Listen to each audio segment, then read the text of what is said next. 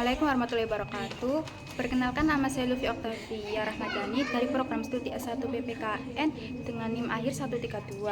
Di sini saya akan memberikan jawaban mengenai perbaikan nilai untuk UAS mata kuliah Politik dan Negara dengan dosen pengampu Bapak Iman Purba. Untuk jawaban yang nomor 1 yaitu mengenai politik adalah proses pembentukan dalam masyarakat yang berwujud proses pembentukan keputusan, khususnya dalam negara. Pengaruh politik pada kehidupan masyarakat secara langsung yaitu dapat diibaratkan seperti benang merah yang saling menyatukan berbagai aspek di kehidupan. Setiap keputusan politik sekecil apapun itu mempunyai dampak langsung pada masyarakat. Contoh nyata yang ada di negara Indonesia yaitu seperti kebijakan pemerintah.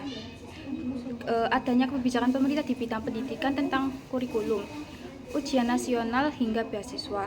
Kebijakan tersebut langsung memengaruhi cara kita untuk belajar, peluang kerja, dan masa depan.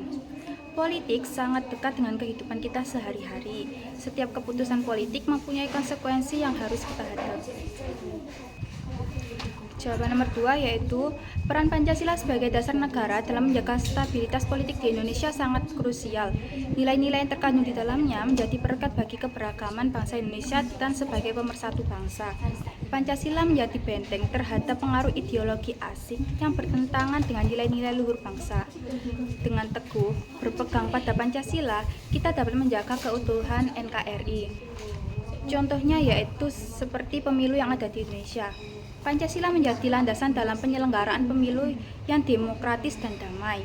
Semua peserta pemilu berkompetisi secara sehat dan menjunjung tinggi nilai-nilai demokrasi.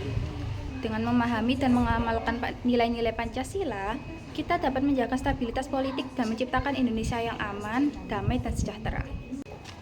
Nomor 3, yaitu sistem multipartai adalah sebuah sistem yang terjadi atas berbagai partai politik. Sistem multipartai banyak dipraktikkan dalam sistem parlementer dibanding sistem presidensial, serta di negara-negara yang pemilunya menggunakan sistem proporsional dibandingkan dengan negara-negara yang menggunakan sistem distrik. Kelebihan dari sistem multipartai yaitu yang pertama, adanya persaingan sehat di antara para partai politik. Kedua, menjadikan sebuah politik sebagai pendidikan bagi masyarakat.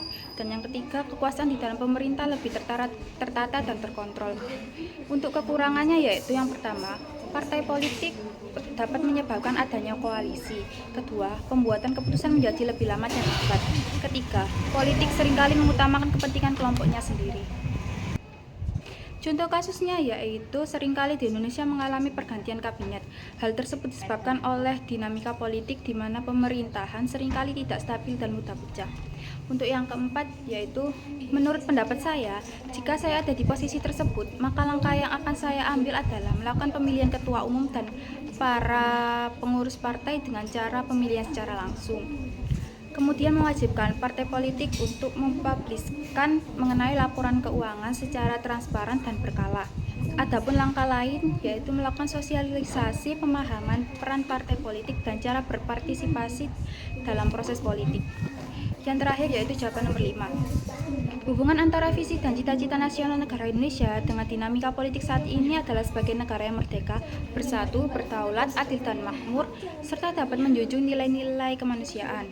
Menurut saya, pendapat pada saat ini praktik politik di Indonesia tidak selaras dengan visi dan cita-cita nasional karena sudah banyak gap antara visi ideal dengan praktik politik yang terjadi. Contoh konkretnya seperti kasus korupsi. Praktik korupsi sangat merajalela sehingga membuat penghambatan pembangunan dan sangat merugikan negara.